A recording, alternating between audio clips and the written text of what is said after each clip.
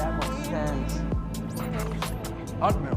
Dr. Sarazawa, Colonel Foster, I need you and your forces to immediately disengage and withdraw to a safe distance. Admiral, I don't understand. We have been developing a prototype for a new weapon, an oxygen destroyer, designed to exterminate all life forms within a 2-mile radius. With any luck, it will kill these things, and this nightmare will finally be over. Admiral, we must keep our faith in Godzilla. I'm sorry, Doctor. You had your chance. The missile is already on its way. Roar! No? Okay. Grand Seiko is known for making a lot of serious watches. For example, I have the SBGA405 in front of me, and it's a very serious watch with a beautiful dial and manual wide movement. However, sometimes Grand Seiko makes some stuff that's really fun, like the Grand Seiko Godzilla, and in my opinion, this is a really cool watch. But guys, welcome, my name is AB, I run the Watch Collecting Shy Productions, and in today's episode we're going to be taking a look at the Grand Seiko Godzilla. I'm going to be giving you guys the full specifications of this watch and the full review, so guys, without further ado, let's move on to the review. So when brands decide to make watches inspired by pop culture, it's very hard to create something that isn't gimmicky. That said, when I first heard the news that Grand Seiko was creating a Godzilla inspired watch, I knew it was going to be interesting. Before we move on to the review, we should take a look at why Grand Seiko decided to choose Godzilla as an inspiration and why the watch actually makes a lot of sense for the brand. Godzilla made its debut in 1954, and it was the very first Godzilla movie that the beast appeared in Ginza. Ginza was the birthplace of Seiko. However, that isn't the only similarity the brand has with Godzilla. The beast destroyed the famous clock tower that was located above the Waco store. That store was the very first retail establishment Seiko had introduced in 1952. The importance of Godzilla in Japanese culture, however, goes beyond it being a cool concept in my honest opinion. You see, Godzilla is a beast that was created by nuclear waste that then mutated the monster into what we know as Godzilla. However, when you dig deeper, you will notice that in 1954, Godzilla's movie wasn't a silly caricature movie. Well, it was, but there was hidden meaning behind it. Military occupation and government just ended in 1952, and the effects of the nuclear testings were still heavily present in Asian regions that were affected, ultimately making Godzilla franchise more important and serious to the Japanese culture than it may seem. Now that we understand the importance of the watch, let's talk about the specifications and whether or not Grand Seiko put effort into the tribute piece.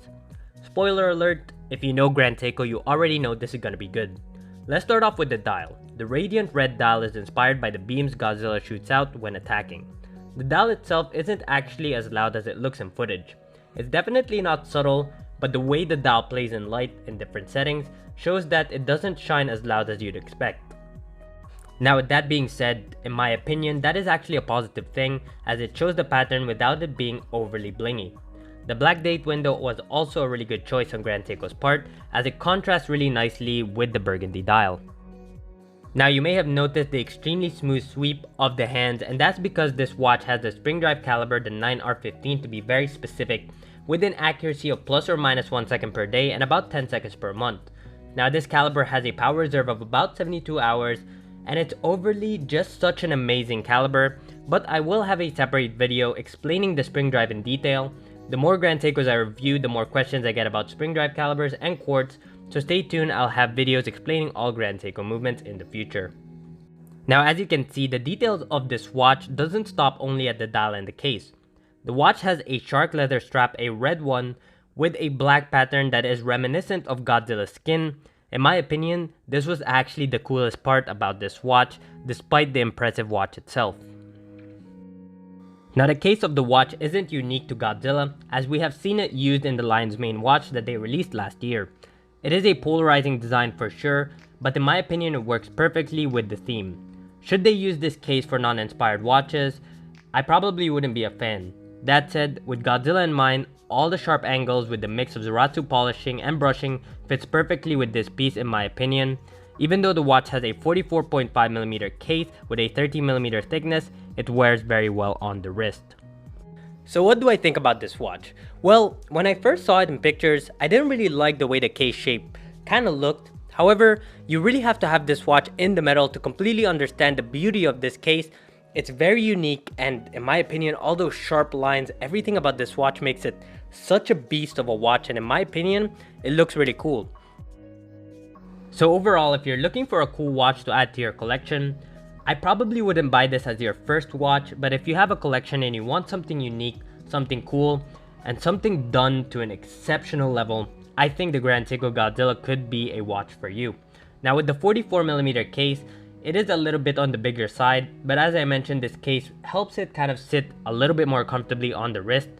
But with that being said, keep in mind this is a bigger watch, but in my opinion, it's such a cool watch, and if you add this to your collection, it will add something that is just not found with other brands, and the fact that you have that spring drive movement with an accuracy of plus or minus 1 second per day is a very nice bonus.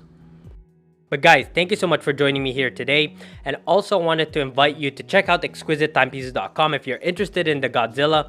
They're gonna hook you up over there if you mention Watch Collecting Strategy channel. And honestly, it's a really nice partnership because that way I could be unbiased with their watches, and the watches they send me, I don't have to be biased whatsoever. So that's really cool that I get to partner with them. So guys, show them some love and make sure you mention the channel. When you go over there, they'll hook you up. But guys, thank you so much for watching. Let us know in the comment section below what you think of the Godzilla. And guys, I will see you in the next one.